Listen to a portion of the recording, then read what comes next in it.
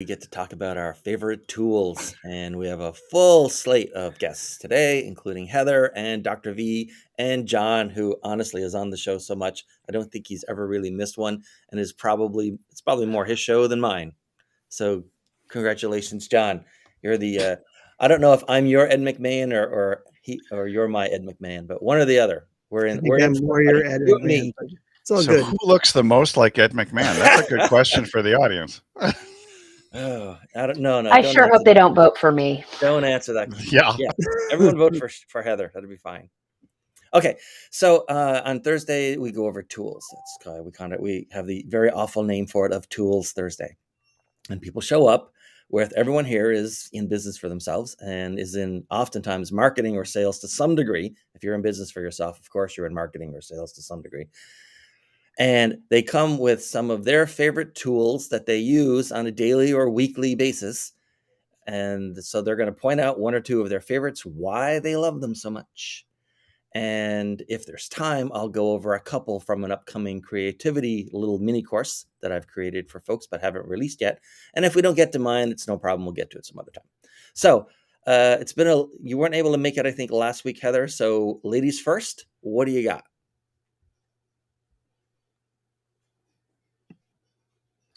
Yeah, I'm still trying to set up my crisp so that you don't hear sawing in the background. Well, we don't hear it right now. Okay, well, I know it's about to start. Because he stopped. So I'm going last. I'm going to say You're at least second, last? if not All last. right.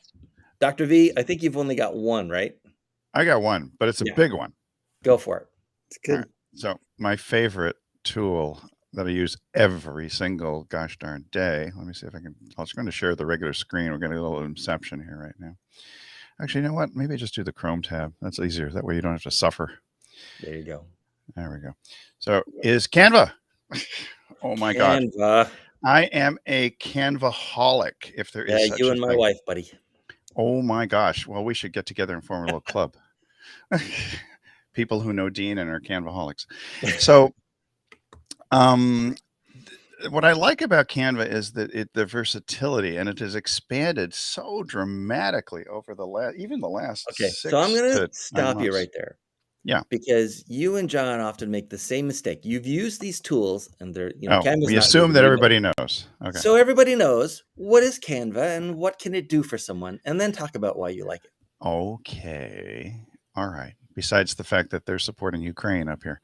Canva is it's really a media creation platform. I used to say it was just a graphics platform, but it's a place that used to be where you would just create memes and maybe you edited photos and things along those lines. Right. But it has become something that allows people who are not graphic designers to do some design work.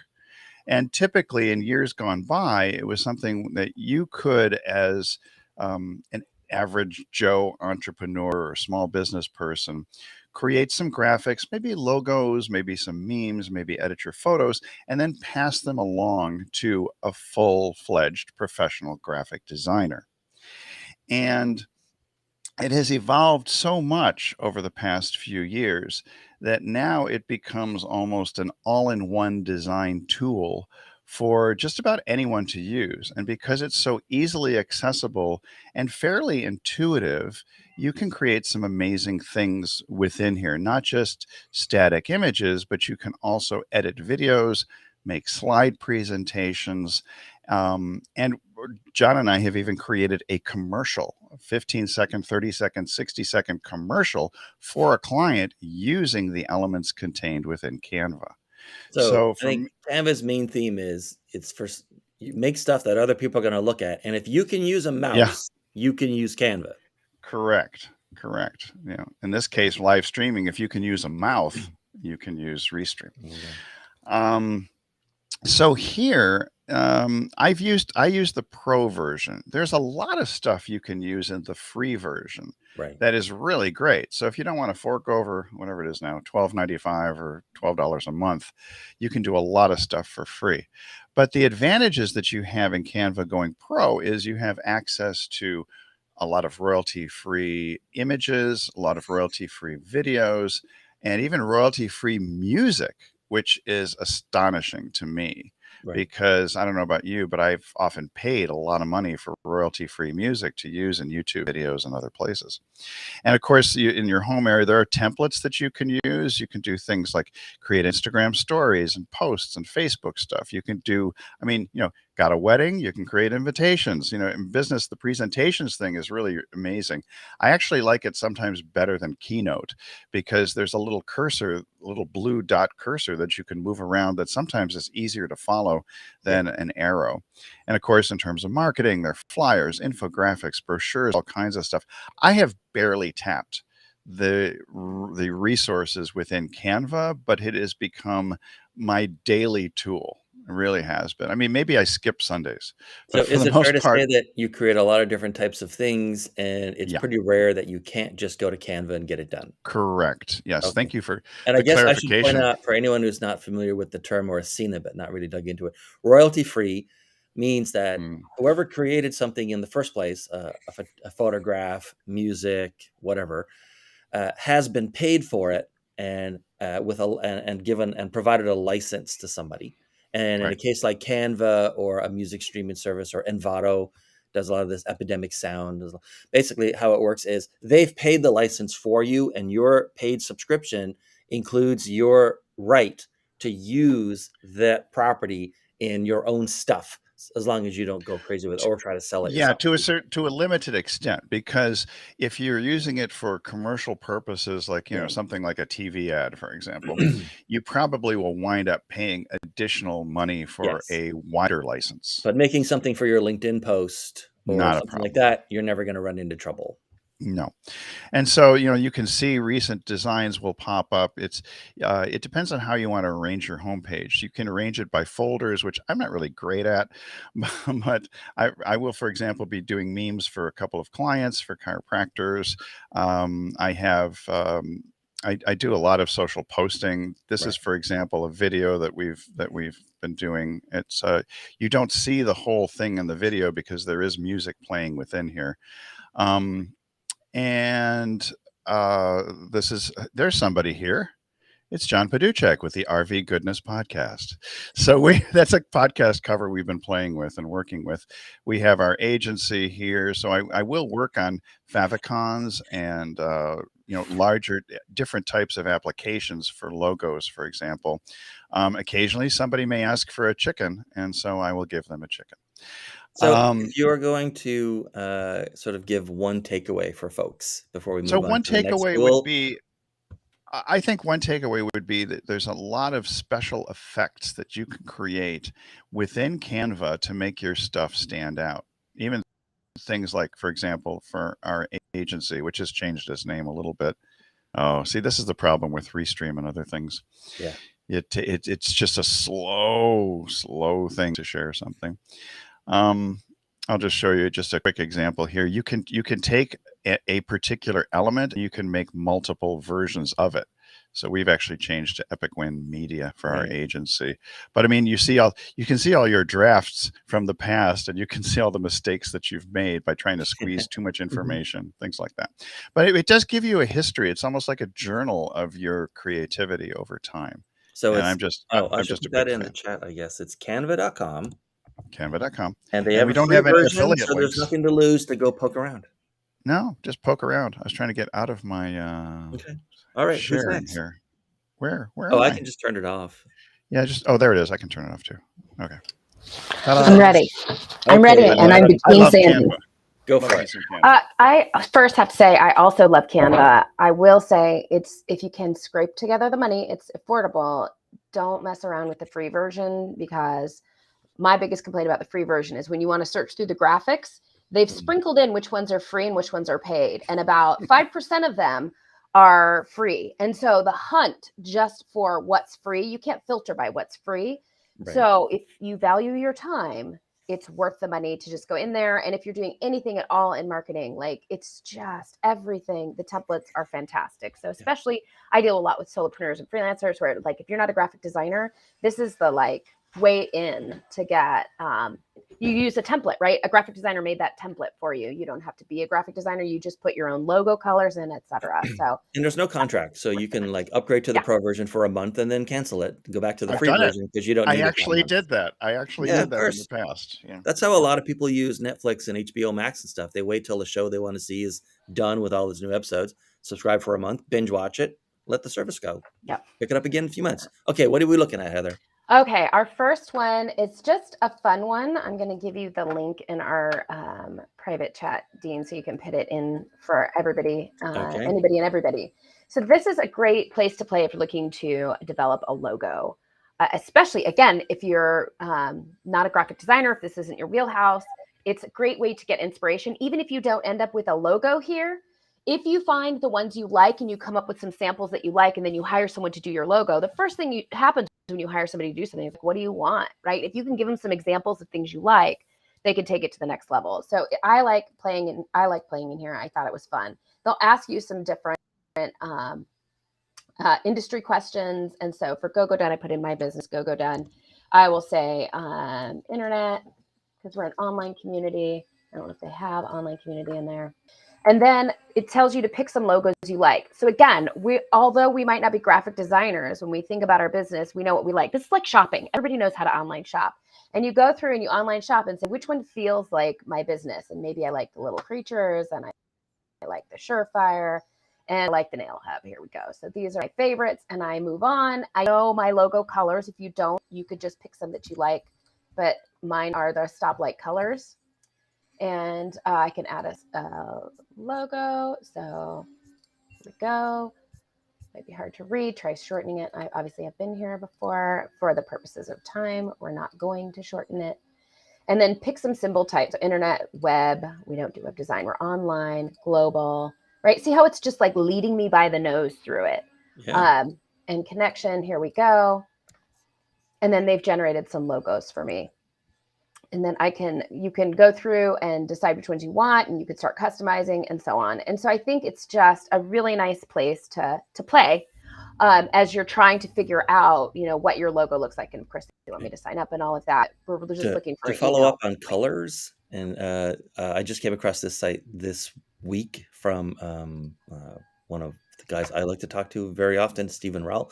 If you click on 12 brand archetypes and just answer like a little bit of a quiz, it's sort of like a personal brand archetype, but that's okay. What it'll do is, besides giving you sort of like a PDF with all the 12 different types, it includes a color scheme that, for color theory and evoking the kind of sort of feel that you like to do. It only takes maybe, 90 seconds to do the quiz. You get the PDF, you scroll down to whichever one it said you were, but there's your color scheme. And very often you probably agree with the color scheme.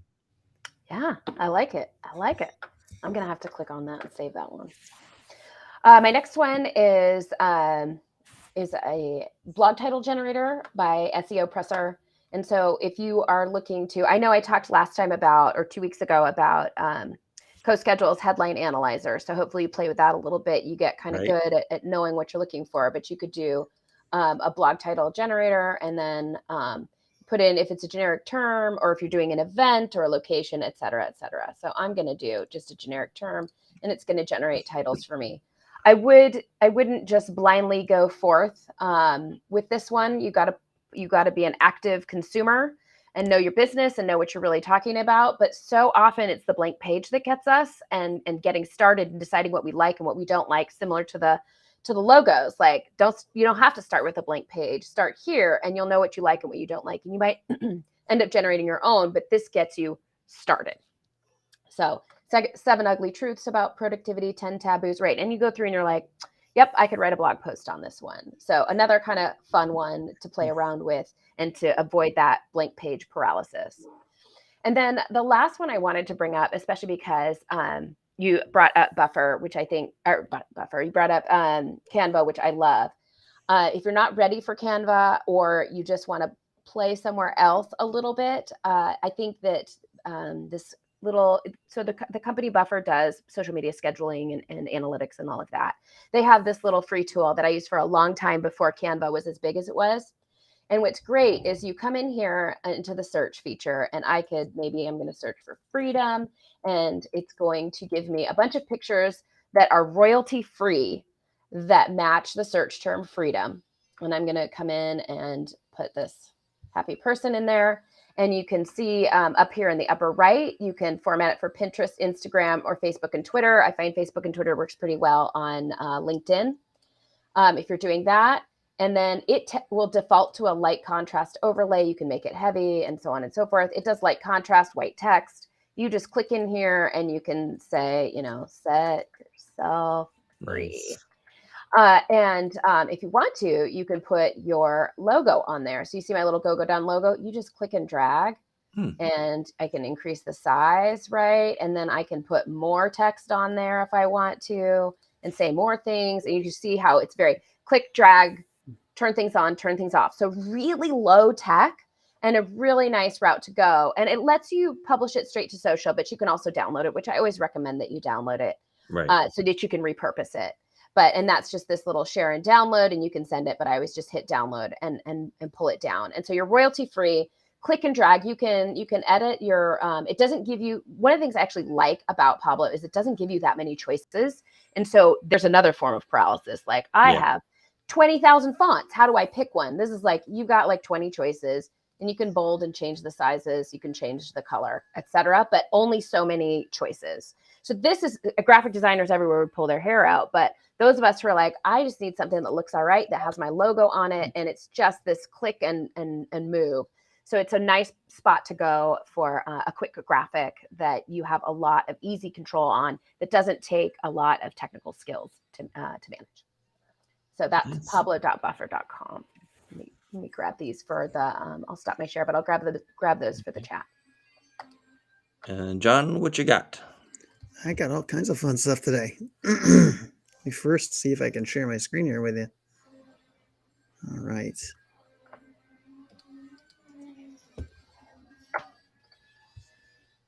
Maybe.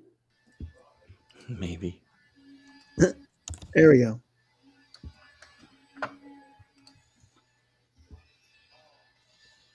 Not here yet.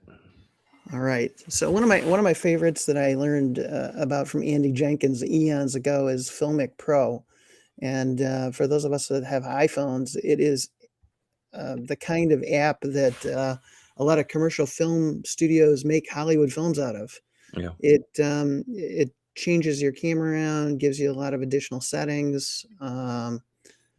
Unfortunately, I can't show it because it's an iOS app, but there's also an app that goes along with it, or that is similar to it, that works with Android.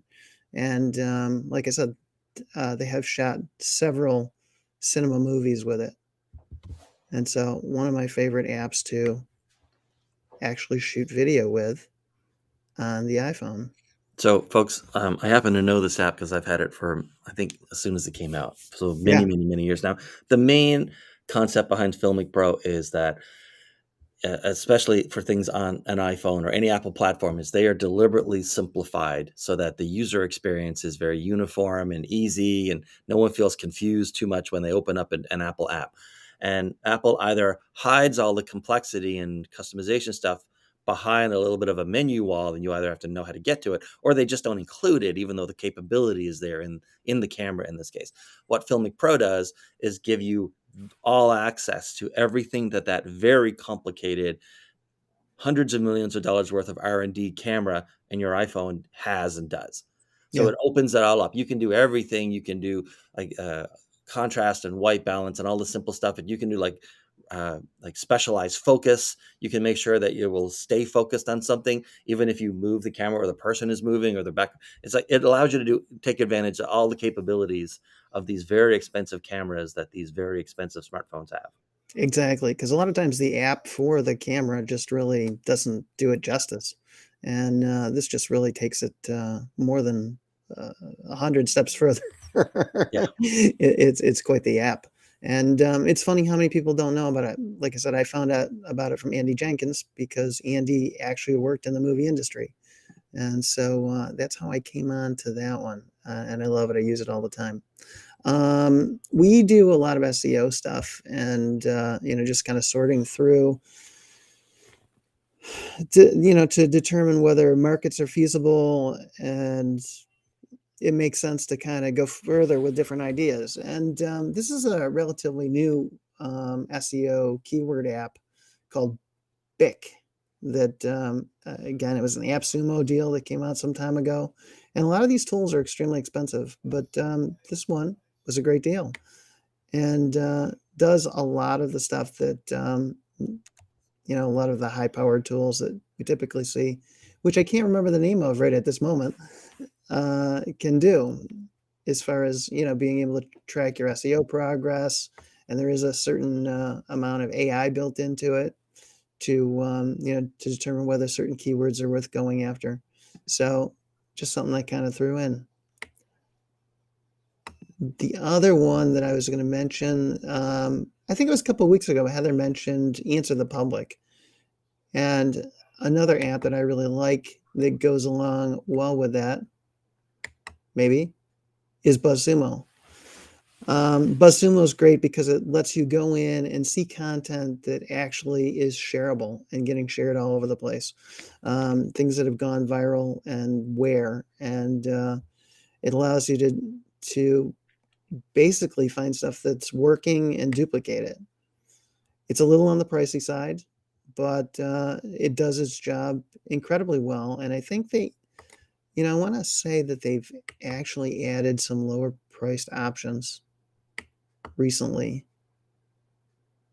Yeah, there is a free one, and then there's like the next step up is $99 a month. But you can actually use the free one to get a fair amount of information just to see some of the things that are being shared in the areas that you work in. So that's what I got for now. Well, we actually have a few minutes left. All right, I'll jump in with mine.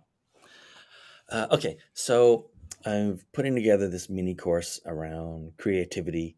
It seems like a lot of what we have in the world now kind of wants to switch off your creativity and just keep you scrolling for a few more minutes, or the next video plays automatically kind of stuff. We talked about last week, I think it was last week, when we talked about my capture tool that I made using the Shortcuts app on my phone to make a way to capture. That's the third of the three main concepts, is that you have to have an easy to use, instantly available, frictionless, and totally reliable way to capture your thoughts and ideas throughout the day as you get them. And then, of course, once or twice a week, you go and you look at that sort of long document. Like I look at that long document that it has created for me, and I'm always amazed that there's stuff in there that I do not remember thinking. But obviously I thought it because I put it in there. So another concept is turning ideas into like something in 3D space. And there are two main ways to do that. This is Workflowy. Has anyone on this call ever used Workflowy? A little bit.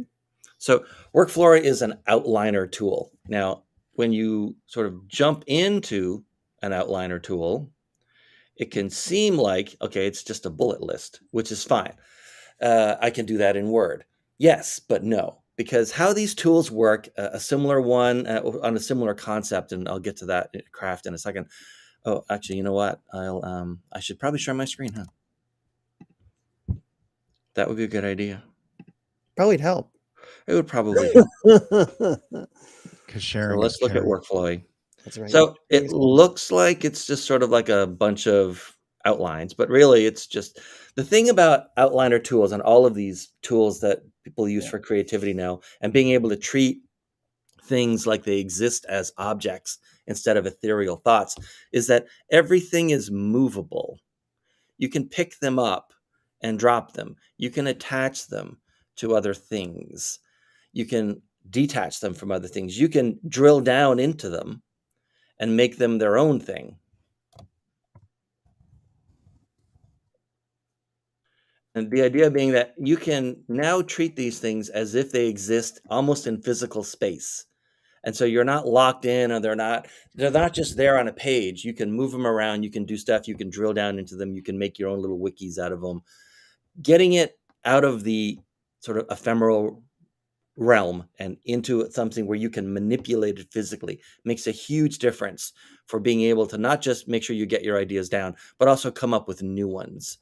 Now, let me see if I can share this. Oh, I guess I don't need Buzzsumo pricing anymore. Let's see what I can share around Windows. Everybody is, I hope, heard of like what mind maps are by now, Sure. right? And so for anyone who doesn't, a mind map is, and this is for anyone who's used to using mind maps a lot, this is going to blow your mind. A mind map is just an outline that exists in a visual realm instead of a textual realm. That's it. Mind maps and outliners, outliner tools and mind map tools are the same tool, except the development has forked off in one of two directions. Some, like MindNode, are trying to do both, but it's not nearly as good as an outliner as it is as a mind map. But the point behind a mind map is that everything is a visual piece. You can pick something, you can like pick, okay, well, what about just banana? And then from banana, you start thinking about chimps and smoothies and dessert bread. And then banana for, let's say, size comparison, very heredity. And then once you get the smoothie, you said, okay, well, there's other stuff here. You can use all of it.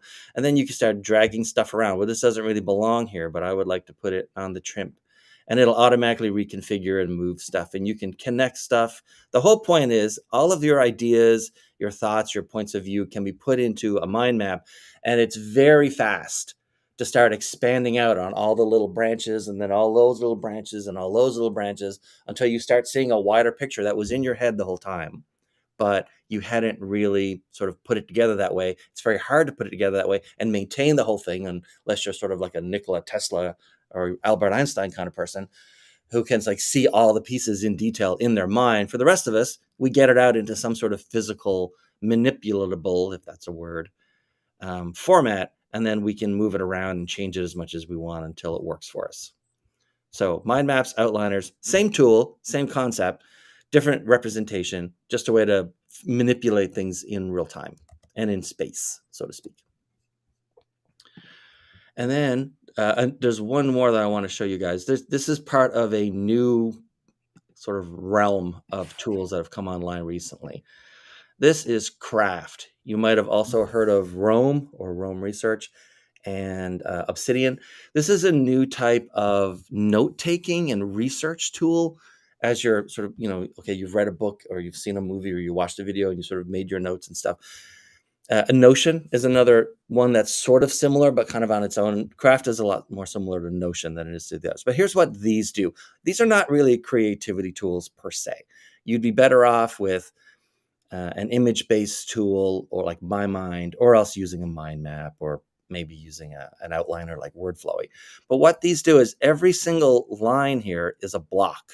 It's its own block, just like every item in the outline was a block, and just like every shape in the mind map was a block. And so you can take things and you can move them around, and which is fine. But then what it lets you do is it makes you create your own little multi-dimensional wiki, like a Wikipedia. So all I did for here is when I was working on this, I clicked on a button that said more content, and I'll show you that in a second. And then it can create another document that's linked to the parent document, but it's not in the up and down linear kind of look for it. And you can have as many connections and links to in a document as you want. So if you want to create something, you see it pops up a little arrow here, and I can make a little tiny one right in here. And now it turns into this. And so I can read it, and it's got a little caption and stuff. But if I click into it, I can have an entire other document that's as long or longer as the original one. So what this does is over time, as you start filling it out with notes and thoughts you had on books and movies and concepts and meetings you had, and meeting notes and all that kind of stuff, you can have a page for every person that you talk to. It builds out what you might have come across the term the second brain, which is sort of a place to put all the stuff that's in your life, in your work, in your business, in your life, so that you don't have to keep it in your head, but in a way where everything is linked together. So I could have a page for Heather and a daily note for today that happened to mention that we did Tools Tuesday. And one of the guests was Heather. And when I typed @Heather, it'll like drop down. I pick the right Heather. And then yet again, when I click on that name, it's going to show all the other stuff that's related to everything I've ever written about Heather in that application. And these are super easy to use, and they're very full featured. They look very simple, but all you do is type in the / and you have all kinds of options for what you're going to put in there. Now, I don't remember what Craft costs. I pay for Craft, so I think it's about $50 a year. This is the web version, but most people would use it on the Apple ecosystem. Roam is quite a bit more expensive. I think it's $15 a month. It's sort of original granddaddy of the whole thing. And Obsidian is free as long as you never need to sync it to another device. And if you want to sync it across devices, then it's, I think, $9 or $10 a month. So those are the three main tools as you're working through your ideas. There's an outliner, which is probably the very fastest one to get a lot of text into. And they all do images and they break it out into like Kanban boards and all that kind of stuff. And then there's mind map tools, which are the same as outliners, except everything is represented visually as pieces instead of text blocks that you drag around. And then there are the wiki backlink based note options like Craft and Obsidian and Roam and to some degree Notion.